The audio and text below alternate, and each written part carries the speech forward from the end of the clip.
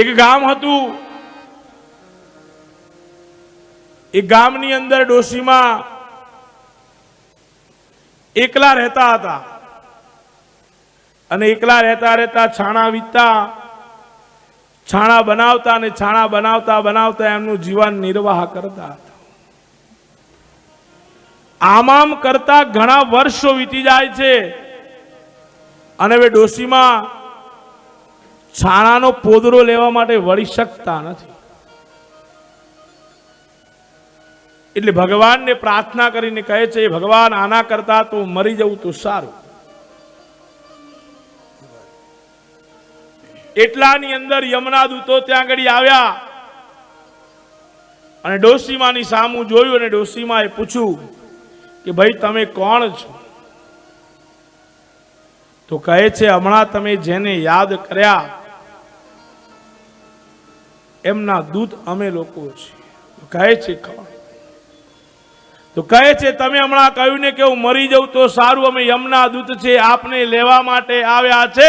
ડોશીમાં કહે છે, મેં એવું કીધું નતું, આ ઉંમર થઈ ગઈ છે, હવે મારાથી આ છાણાનો ટોપલો છે ઉચકાતો નથી, હજુ મારે આ જીવનમાં ઘણું ખરું કરવાનું બાકી છે.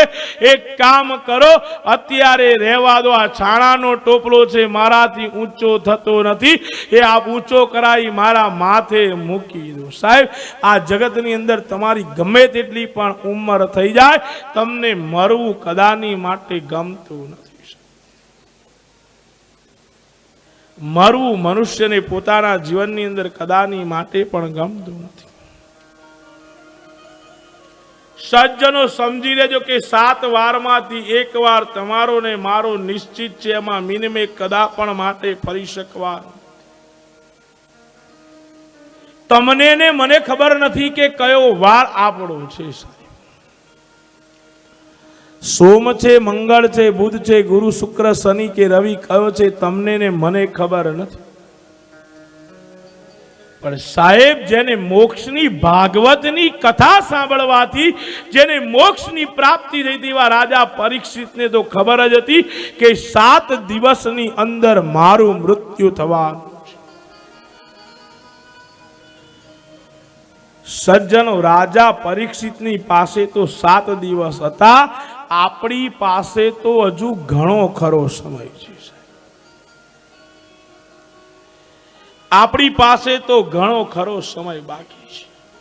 જો આપણે ભગવાનનું કીર્તન કરી લઈશું, ભગવાનનું સ્મરણ કરી લઈશું, ભગવાનનું શ્રવણ કરી લઈશું, તો આપણને આપણા જીવનની અંદર આ જે ભવસાગર છે એ ભવસાગરમાંથી આપણે આપણા જીવનમાંથી તરી જઈશું. અને ભાગવતજીના માધ્યમથી આપણે આપણા જીવનના ભવસાગરમાંથી આપણે તરવાનું છે. આવો આપણે સૌ ભાગવતજીની કથા શું છે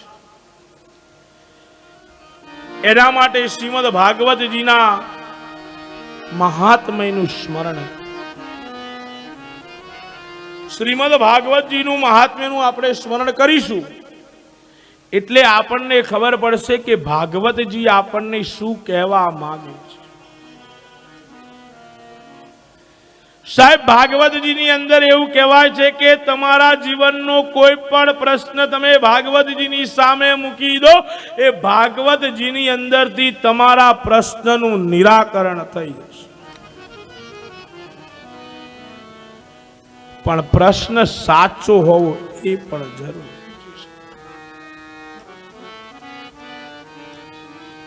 કોઈ પણ પ્રશ્ન હોય, સર્વે પ્રશ્નનું ભાગવતજીની અંદરથી તમને નિરાકરણ મળી જાય. આ ભાગવતજીએ પોતે નથી કીધું પોતાનું મહાત્મ્ય. સાંભળજો, પદ્મ પુરાણ અને સ્કંદ પુરાણ એમ 2 પુરાણમાં ભાગવતજીનું મહાત્મ્યને દર્શાવવામાં આવ્યું છે. ભાગવતજી બડાઈ કરતા નથી કે આની અંદર હું જ મહાન છું. આ તો સાહેબ મહાપુરાણ છે. બડા બડાઈ ના કરે, બડા ના બોલી બોલ, हीरा मुख से ना करे लाख हमारे बोल। મોટો માણસ જીવનની અંદર કોઈ પણ દિવસ બડાઈ કરતો નથી કે હું મોટો છું।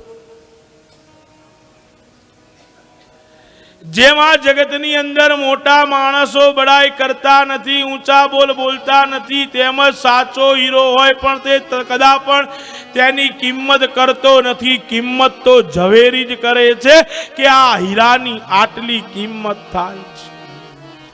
આપણા સમાજમાં અને કુટુંબમાં પણ ઘણા આવા હીરા હોય છે, પૈસા ના હોય પણ રોડ ઉપરથી નીકળે તો લોકો કહે કે ભી આની લાખ રૂપિયાની કિંમત છે।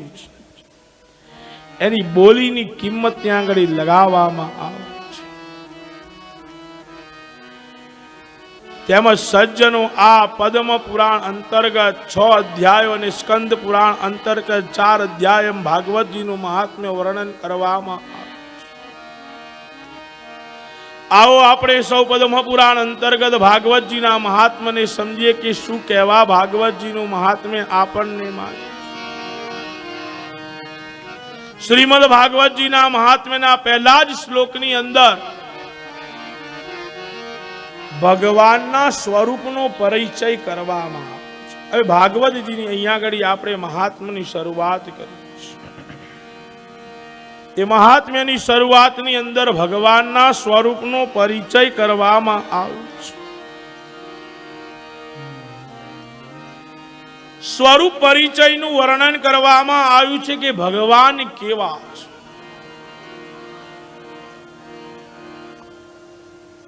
ભગવાનનું સ્વરૂપ કેવું છે, સ્વરૂપનું ભગવાન અહીંયા આગળ વર્ણન કરવામાં સચ્ચિદાનંદ રૂપાય વિશ્વોત્પત્યાદિ તવે તાપત્રવિનાશાય શ્રી કૃષ્ણાય વયમ નમઃ। કોઈ પણ વ્યક્તિને સમજવા માટે તેના 3 પ્રકાર હોય છે અને 3 પ્રકારથી તે વ્યક્તિને તમે એને સમજી શકો છો। પહેલા નંબરનું અંદર આવે છે એનું સ્વરૂપ પરિચય, બીજા નંબરની અંદર આવે એના કાર્યનો પરિચય અને ત્રીજા નંબરની અંદર આવે છે એના સ્વભાવનો પરિચય। આ 3 રીતે તમે એને સમજી શકો છો। સૌ પ્રથમ ભગવાનનું જે સ્વરૂપ પરિચય છે કેવું છે હું આપને કઈ સંભળાવું છું તે તમે સાંભળો। ભગવાનનું સ્વરૂપ પરિચય આપણને શું કહેવા માંગે છે कि सच्चिदानंद रूपाय, सच्चिदानंद रूपाय એટલે સત, ચિત અને આનંદ। સત એટલે કે જે સાચું જ છે, શાશ્વત છે, જે સત્ય છે, જે દર્પણ છે।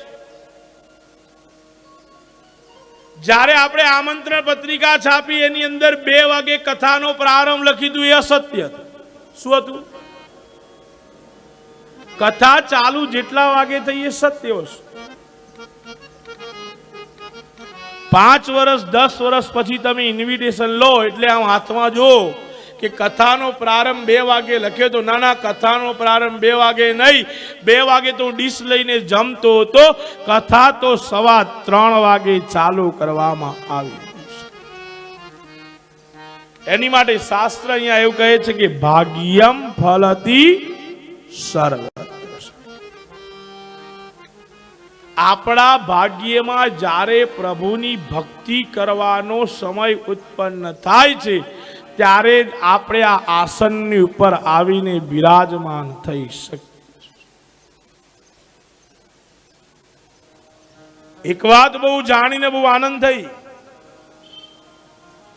હમણાં લાગે હિતેશભાઈના ઘરમાં બેઠો હતો ને, હે મિતેશ, પ્રિતેશભાઈના ઘરની અંદર બેઠો હતો અને હરીશભાઈએ મને એક સુંદર મજાનું વાક્ય કીધું. સાહેબ શું કીધું હશે બોલો?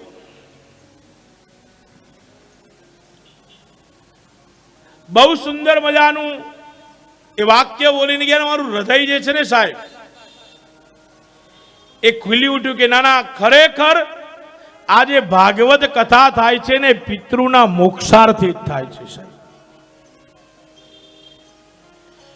મને કે ગઈકાલ સાંજ સુધી શાસ્ત્રીજી આપણે એવું નક્કી કર્યું હતું કે જેના ઘરે પોથી જશે એના ઘરેથી પોથીની પૂજા કરી અને સીધી અહીંયા આગળ લાવી દેવાની. એટલે એક પોથી પાછળ આપણે 15 મિનિટની ગણતરી મૂકી હતી. કેટલી? 15 મિનિટમાં એની પૂજા થઈ જાય અને પોથી અહીંયા આગળ માતાજીની જ્યોત આગળ આવી જાય અને ત્યાંથી આપણે શોભાયાત્રા કાઢવાની હતી.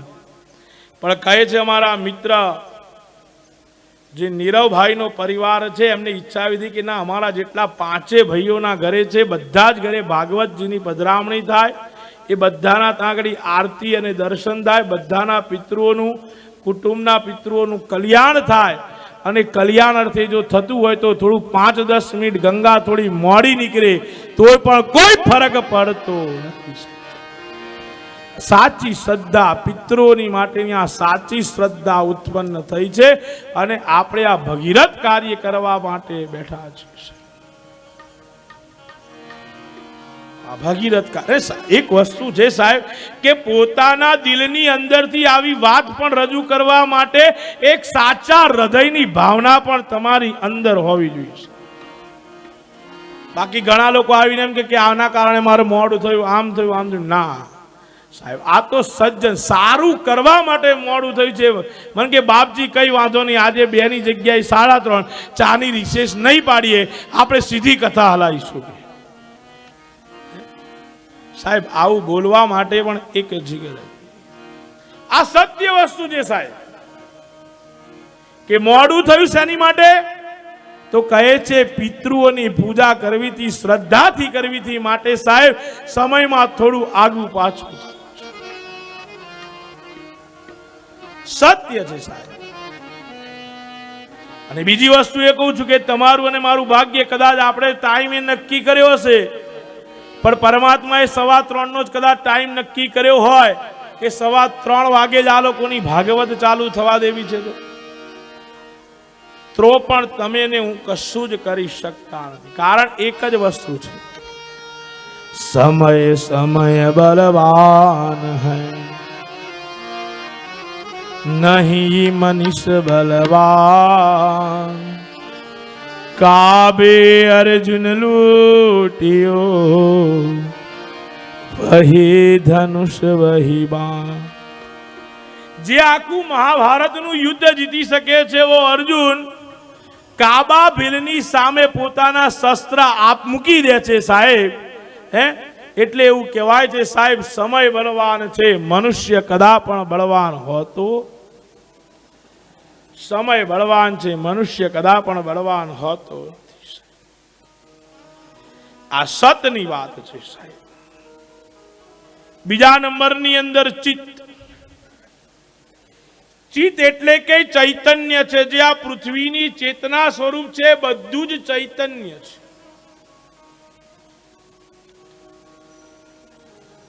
સાહેબ જીવનમાં જે થવાનું છે ને તો થઈને જ રહેવાનું છે સાહેબ. સુખ મળે કે દુઃખ મળે સાહેબ, તમારે સદાની માટે હસતા જ રહેવાનું છે.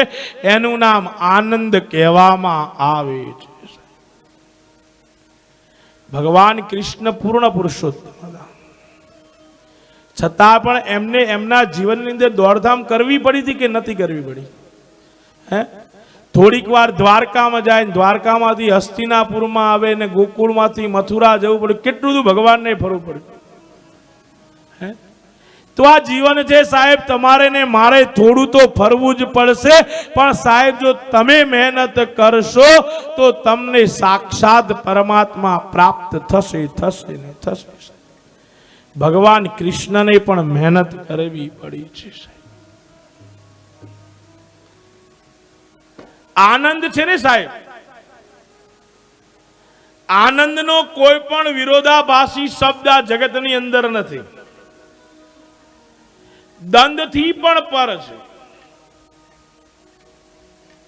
સુખ, દુઃખ, હર્ષ, શોક, લાભ છે તો હાનિ પણ છે, શત્રુ છે તો મિત્ર પણ છે, પણ આનંદ તો સાહેબ અદ્વૈત છે. અદ્વૈત છે. માણસ પોતે એકલો બેઠા બેઠા પણ આનંદને વ્યક્ત કરી શકે છે. આનંદની ઘડીને યાદ કરીને પણ એ સમયે આનંદને પ્રાપ્ત કરી શકે છે. આનો કોઈ પર્યાયી વાચક શબ્દ બતાવવામાં આવ્યો નથી.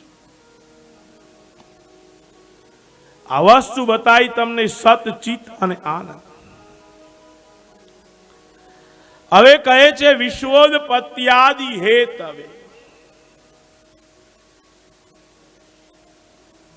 પેલો ભગવાનનો સ્વરૂપ પરિચય હતો, આ ભગવાનના કાર્યનો પરિચય છે. વિશ્વોત્પત્યાદિ હેતવે. એક ગામની અંદરથી તમે કદાચ બીજા શહેરની અંદર તમે જતા હોય, કોઈ મોટો માણસ હોય તમારી પાસે આવીને બેસી ગયો હોય, ટ્રેનમાં કે બસમાં એને તમે થોડા ઘણા ઠુવા મારી દીધા હોય, કોણીઓથી કોણીઓ અટકાવી અડાવી દીધી હોય, ત્યાં સુધી તમને ખબર પડતી નથી આ કોણ મોટો માણસ. પણ તમે ગામના નજીકના ગામની અંદરથી ઉતરો, એ પણ માણસ તમારી સાથે ઉતરે અને ત્યાં ઉભા રહેલા 5 વ્યક્તિ તમને કહે કે આ તો આટલો મોટો માણસ હતો, આની પાસે તમે આ વાતચીત કરી હોત તો તમારું કાર્ય બની જાત. ત્યારે ખબર પડે છે કે માણસ કેટલો મોટો હોય છે. આ વિશ્વોત્પત્યાદિ હેત સાહેબ.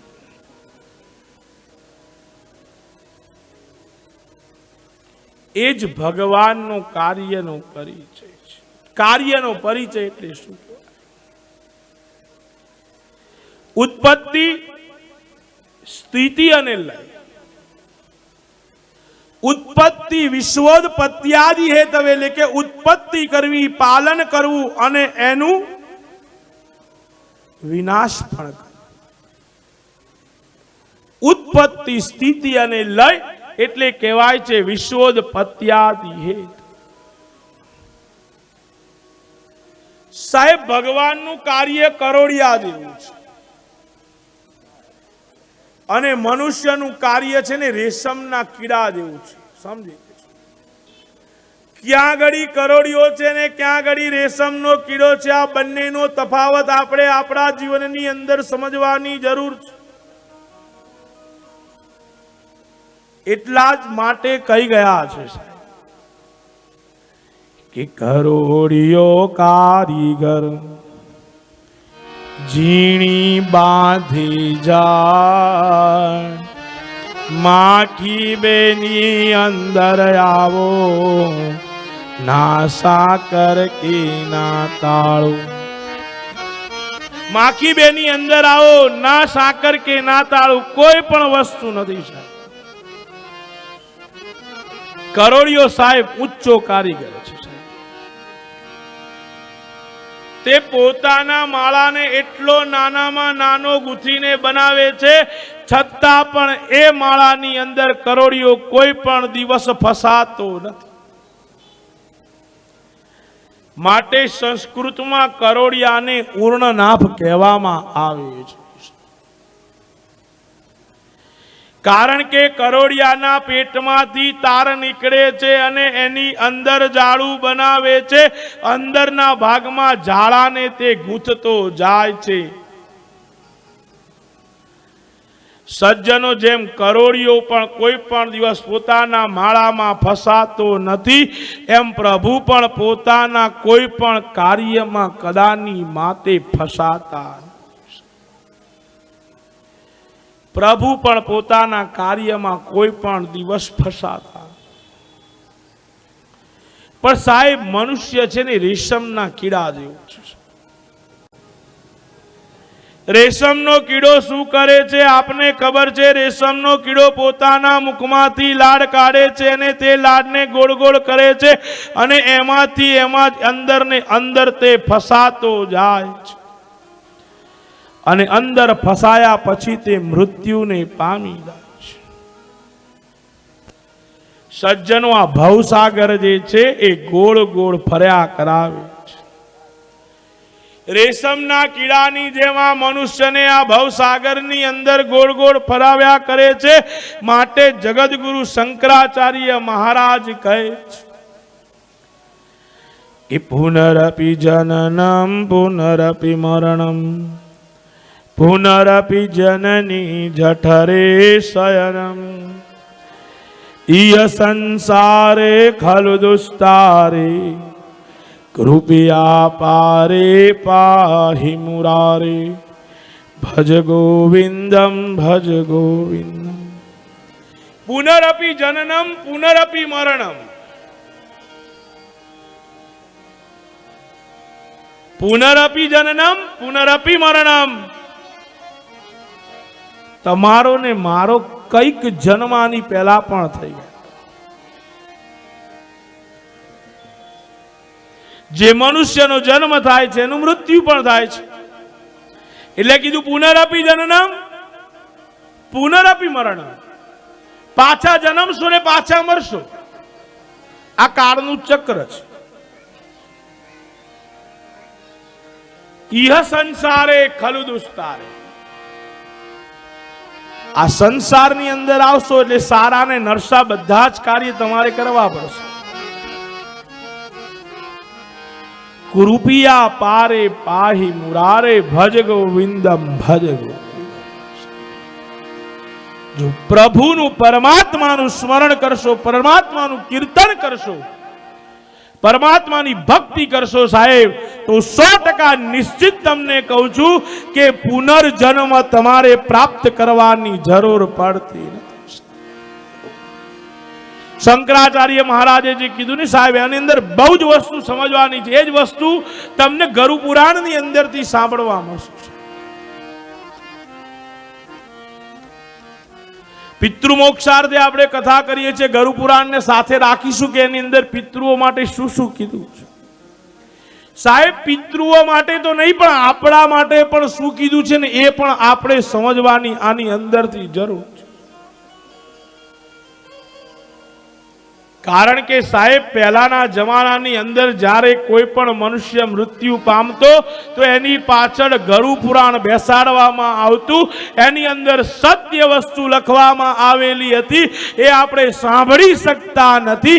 માટે આપણે કીધું કે જે ગતિ એટલે કે જે જીવનો ઉદ્ધાર કરે છે એવું ગીતાનું પઠન કરાવવાનું આપણે ચાલુ કર્યું.